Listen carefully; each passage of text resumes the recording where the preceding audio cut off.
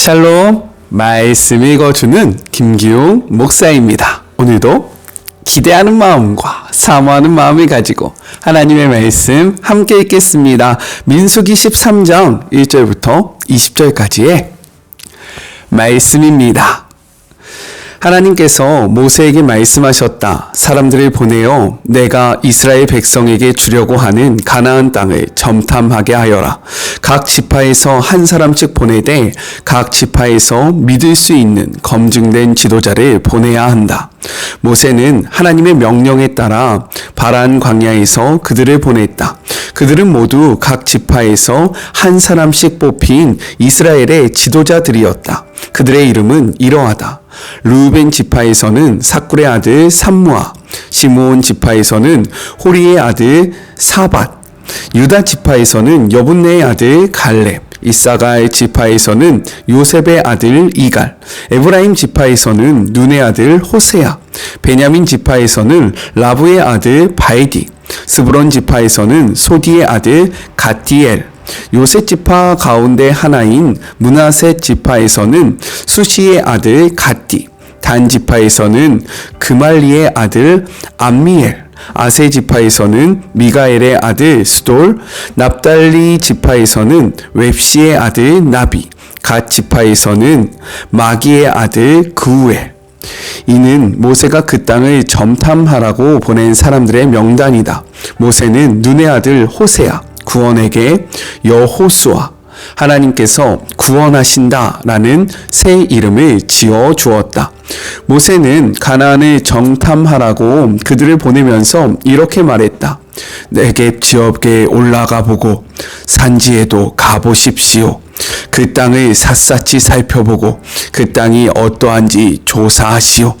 그 땅의 백성이 강한지 약한지, 그들의 수요가 적은지 많은지 조사하시오. 그 땅이 살기 좋은 땅인지 척박한 땅인지 상세히 알아오시오. 그들이 살고 있는 성읍들이 탁 트인 진인지 성곽으로 둘러싸인 요새인지 토양이 비옥한지 메마른지 살림이 우거져 있는지 상세히 알아오시오. 그리고 그 땅에서 자라는 열매를 가져오시오. 지금은 포도가 처음 익는 절이요. 이것은 하나님의 말씀입니다. 오늘 말씀은 내용상 세 부분으로 나눠서 생각해 볼 수 있습니다. 먼저 첫 번째 1절부터 2절 정탐의 이유에 대해서 이야기를 하고 있어요. 오늘 말씀을 읽어보면요, 이스라엘이 곧바로 가나안 땅 정복에 나서지 않고 먼저 정탐꾼들을 파견하여 40일 동안 그 땅을 정탐한 것이 마치 하나님의 명령에서 비록된 것처럼 보여집니다.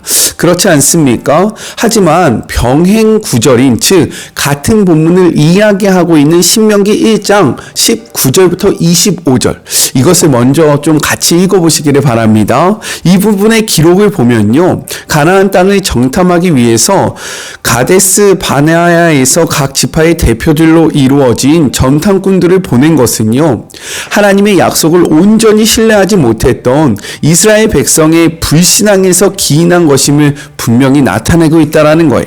우리 말씀을 볼까요? 신명기 1장 21절의 말씀입니다.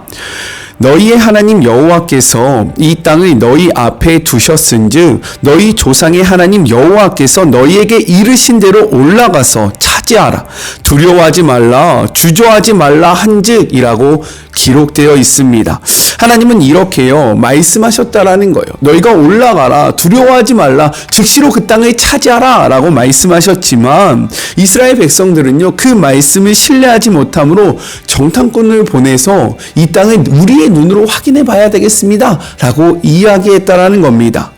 민수기에는 이러한 구체적인 배경에 대한 기록을 생략하고 하나님께서 이스라엘 백성들로 가나안 땅을 점탐하도록 허락하신 사건 자체만을 기록하고 있는데 그 이유는 무엇이냐면 민수기에서는요 정탐꾼을 보내게 된 과정보다는 정탐 후에 이루어질 그 결과에 초점을 맞추고 있기 때문에, 즉 강조점이 다르기 때문에 그 부분을 생략한 것이다 라고 생각할 수 있는 겁니다. 이것은 성경의 오류가 아니라 관점의 차이이고 강조점의 차이다 라는 것을 기억하시면서 오늘 이 본문을 바라보셔야 됩니다.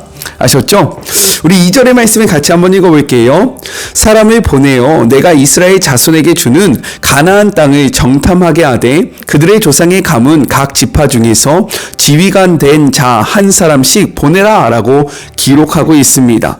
성경은요, 이스라엘의 불순종을 강조하고는 있다라는 거예요. 여기에서 이스라엘 불순종을 나타내지 않는 것은 아니라 좀 숨겨져 있습니다. 그것이 무엇이냐면 그냥 가나안 땅이라고 이야기해도 충분한데 무엇이라고 말씀하십니까? 내가 이스라엘 자손에게 주는 이라는 것을 분명히 하시면서 이 땅은 내가 너희에게 먼저 줬다. 그런데 너희가 왜 이 땅을 점탕해야 하느냐? 이것은 너희들의 불순종에 인한 결과이다 라는 것을 내포해 주고 있다라는 겁니다. 이처럼 가나안 땅은요, 막연한 땅이 아니었다라는 거예요. 이는 하나님이 약속하신 땅으로 하나님께서 이스라엘 백성에게 주실 땅이었고요, 이미 그들에게 주셨던 땅이었다라는 겁니다. 아멘이십니까? 약속의 땅, 즉 이미 그들에게 허락된 그들의 땅이었다라는 거예요. 그러나 이스라엘 백성들은요, 이에 대한 믿음이 없었던 거죠. 이렇듯 우리도 눈으로 볼 때는요, 그냥 보이는 현상을 볼 때는 하나님의 약속이 아직 이루어지지 않은 것처럼 보일 수 있습니다. 하지만 하나님께서 약속을 하셨다는 그 자체는요, 벌써 그 약속을 이루신 것이나 다름이 없다라는 거예요. 우리 말씀을 한번 볼게요. 민수기 23장 19절의 말씀입니다. 하나님은 사람이 아니시니 거짓말을 하지 않으시고 인생이 아니시니 후회가 없으시도다. 어찌 그 말씀하신 바를 행하지 않으시며 하신 말씀을 실행하지 않으시랴 라고 분명하게 말씀하고 있습니다. 우리 인간은 연약해서 약속을 해도 이행하지 않을 때가 너무너무너무 많다라는 거죠. 그렇지 않아요? 하지만 하나님은요, 절대로 시건하지 않으신다라는 거예요. 하나님이 약속하신 것은 그렇기 때문에 이미 이루어진 것과 다름이 없다라는 겁니다. 이 말씀 앞에요, 하나님의 약속을 전적으로 신뢰하는 우리가 되었으면 좋겠어요. 의심하지 말고요, 하나님이 약속하시면 믿고 나아가는 것입니다. 그렇게 할 때 그 약속은 이미 우리의 삶 속에 이루어진 것이나 다름이 없으니까요, 하나님의 말씀을 온전히 붙잡고 나아가는 우리 사랑하는 마리모 가족들이 되었으면 좋겠습니다. 아셨죠? 믿읍시다. 둘째, 3절부터 16절 선발된 대표들에 대해서 이야기를 하고 있습니다. 우리 3절의 말씀을 같이 한번 읽어볼게요. 모세가 여호와의 명령에 따라 바란 광야에서 그들을 보냈으니 그들은 다 이스라엘 자손에 수령된 사람이라 라고 이야기합니다. 이스라엘의 대표들을 뽑아서 보냈다라는 거예요. 제가 이것을 표로 한번 정의했는데 같이 보실까요? 짠! 네. 지파별로는요, 르우벤, 시므온, 유다, 이사갈, 에브라임, 베냐민, 스불론, 므낫세, 단, 아셀, 납달리, 갓, 이렇게 12지파가 되는 겁니다. 그리고 선발된 사람들은요, 삼무아, 사밧, 갈렙, 이갈, 호세아, 발디, 갓디엘, 갓디, 엠미엘, 스들, 나비, 그루엘이 되고요. 이들의 이름의 뜻은요, 소문난 자, 그가 심판하신다, 충견, 그가 구속하신다, 구원, 하나님의 피난처, 하나님은 나의 행운, 나의 행운, 하나님은 나의 친족, 하나님의 보호, 하나님은 나의 은신처, 하나님의 위엄이라는 뜻을 가지고 있다라는 거예요. 자, 이제 표를 한번 내려주시겠습니까? 그런데 이 목록, 다시 한번 볼까요? 자, 네, 다시 한번 봐보세요. 이 목록을 보면 빠진 지파가 있지 않습니까? 네, 발견하셨습니까? 바로 레위 지파가 없다라는 거예요.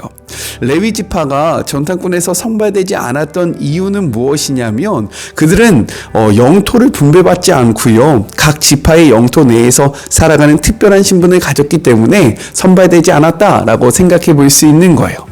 표를 다시 한번 내려보고요. 그리고 이렇게 선발된 대표자들은요, 백성들로부터 신앙과 연륜을 인정받았던 지도자들이었다라는 거죠. 따라서 이들의 상태는요, 곧 누구의 상태가 됩니까? 이스라엘 백성의 상태가 된다라는 거예요. 이 상태에 대해서는 이후에 그 결과를 이야기할 때 조금 더 나눠보도록 할게요. 하나님은 이 점탐꾼들을 통해서 무엇을 보여주고 있냐면, 백성이 스스로 인정하는 지도자들로 하여금 가나안 땅을 점탐하게 하고 보고하게 함으로써 이스라엘 백성들이 그들의 신앙의 상태가 어떠한지, 그들의 믿음이 어떠한지를 분명하게 보여주는 하나의 지표가 된다라고 생각할 수 있는 겁니다. 특이한 것은 무엇이냐면 이때 모세는 호세아의 이름을 여호수아로 바꾼다라는 거예요. 16절의 말씀 같이 읽겠습니다. 이는 모세가 땅을 점탐하러 보낸 자들의 이름이라. 모세가 눈의 아들 호세아를 여호수아라 불렀다라고 이야기합니다. 모세는요, 구원자라는 의미인 호세아라는 이름에요, 여호와라는 뜻을 덧붙여서 여호와는 구원이시다라는 의미로 여호수아라는 이름을 허락한다라는 겁니다. 호세아를 여호수아라고 부르는데 호세아는 구원이고요, 여호수아는 하나님은 구원이시다라는 뜻을 가지고 있다라는 거예요. 특별히 여기에서 모세가 덧붙여 주었던 여호와라는 신명은요, 하나님은 약속하신 바를 영원히 지키시는 신실하신 분이라는 사실을 강조하는 그러한 네임이었다라는 겁니다. 즉 모세는 호세아의 이름을 여호수아로 바꾸면서요, 자신을 이어 이스라엘을 인도해야 하는 여호수아가 어떠한 신앙의 자세를 취해야 하는지를 분명하게 가르치고 있다라는 거예요. 저는요, 우리도 그러했으면 좋겠습니다. 우리 다음 세대들에게요, 하나님이 어떠한 분인지, 그리고 우리가 하나님을 어떻게 섬겨야 하는지를 분명하게 알려주는 믿음의 조상들이 되기를 주님의 이름으로 축복합니다. 우리 모두요, 하나님을 바로 알고, 근데 모세가 이렇게 이야기할 수 있었던 것은 먼저 그가 하나님을 바로 알았다라는 거예요. 그가 하나님을 바로 아니까 그 다음 세대들에게도요, 자신이 믿었던 하나님이 어떠한 분인지를 분명하게 선포할 수 있었던 겁니다. 우리가 먼저 하나님을 바로 알고, 우리가 알았던 하나님, 우리가 경험한 하나님, 우리가 믿는 하나님을 다음 세대들에게 올바르게 전해주는 우리 사랑하는 주의 모든 자녀들이 되기를 주님의 이름으로 축복합니다. 마지막 셋째, 17절부터 20절 정탐꾼의 파송에 대해서 이야기를 하고 있습니다. 모세는 이들을 선발하여 가나안 땅으로 점탐을 보내면서 분명한 지침을 내려요. 제가 한번 정리를 해봤는데, 먼저는요, 가나안 땅 전체를 둘러보라는 거예요. 둘째는 가나안 땅에 사는 원주민들의 숫자와 능력을 관찰하라는 것이고요. 셋째는 가나안 땅이 사람이 살기에 적합한지를 살펴보라는 거고, 네 번째는 가나안 사람들의 거주 요건, 즉 요새화된 성읍에 사는지, 즉 전쟁을 할 때 그들이 어떠한 그러한 곳을 거주하고 있는지를 분명하게 관찰하라, 알아봐라 라고 이야기하고, 마지막 가나안 땅의 생산력을 관찰하라 라고 이야기를 합니다. 이러한 모세의 분명한 지침에 따라 정탐꾼들은요, 흔들리지 않고 자신들에게 맡겨진 일을 감당할 수 있었다라는 거죠.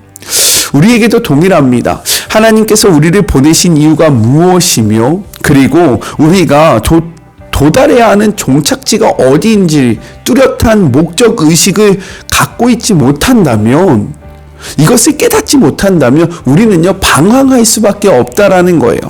그렇다면 우리는 어떻게 살아가야 할까? 우리는 왜 이 땅에 보내졌고 우리는 무엇을 위하여 살아가야 할까? 성경은요, 분명하게 우리에게 말씀하십니다. 이사야 43장 21절의 말씀이에요. 이 백성은 내가 나를 위하여 지었나니 나를 찬송하게 하려 함이라 라고 말씀하고 있습니다. 우리를 이 땅에 보내신 이유, 우리를 창조하신 이유, 우리의 삶의 목적을 분명하게 말씀하시는데, 하나님께 영광을 돌리는 것, 하나님을 찬양하고 하나님과 교제하는 것이 우리의 삶의 목적이다 라고 말씀하고 있다라는 거예요. 그렇기에 다른 것에 우리의 인생을 허비하지 않기를 주님의 이름으로 축복합니다. 바울은요, 이 말씀을 붙잡고 이렇게 고백을 해요. 빌립보서 3장 13절과 14절의 말씀입니다. 형제들아, 나는 아직 내가 잡은 줄로 여기지 아니하고 오직 한 일, 즉 뒤에 있는 것을 잊어버리고 앞에 있는 것을 잡으려고 14절 표대를 향하여 그리스도 예수 안에서 하나님이 위하여 부르심의 상을 위하여 달려가노라 라고 말씀하고 있습니다. 이렇게 고백을 해요. 하나님이 나를 부르신 그 목적을 향하여, 그 표대를 향하여 나는 뒤도 돌아보지 않고 앞으로 나아간다. 이것이 나의 삶의 목적이고 이것이 나의 삶의 이유이다 라고 이야기하고 있다라는 거예요. 마치 모세가 분명한 지침을 줘서 이스라엘 백성들이 그 지침을 보고 나아갈 때 흔들리지 않았던 것처럼 하나님의 말씀을 표대 삼아 우리의 삶을 허비하지 않고 그것을 향하여 힘차게 달려나가는 저와 우리 사랑하는 마리모 가족들이 되기를 주님의 이름으로 축복합니다. 우리 그렇게 살아봅시다. 아셨죠? 우리 같이 기도할까요? 하나님 감사합니다.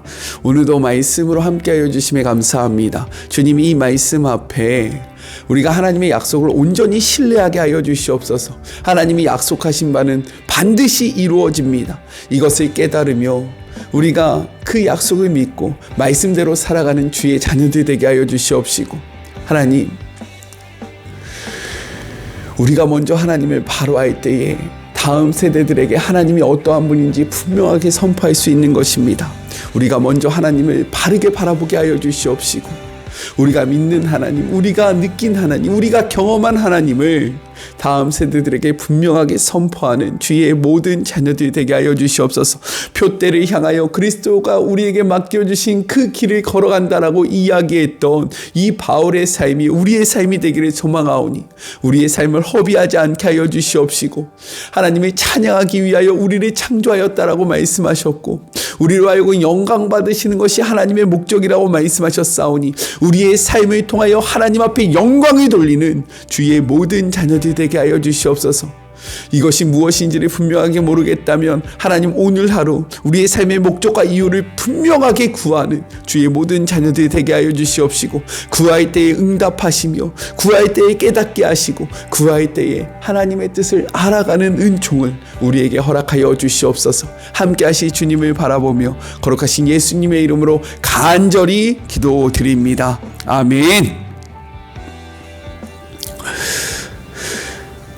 하나님이 우리에게 허락하신 그 표대를 향하여 힘있게 나아가는 주의 모든 자녀들이 되었으면 좋겠습니다. 저는 약속한 것을 못 지킬 수 있어요. 하지만 우리 하나님은요, 절대로 시건하지 않아야 하십니다. 그러니 하나님의 약속인 말씀을 온전히 믿음으로 이 말씀대로 살아가는 우리 모두가 되었으면 좋겠어요. 저는요, 또 내일 만나도록 할게요. 사랑하고 주님의 이름으로 축복하면서 오늘 하루도 힘 내세요. 우리 내일 만나요. 안녕. 오늘도 수고하셨습니다.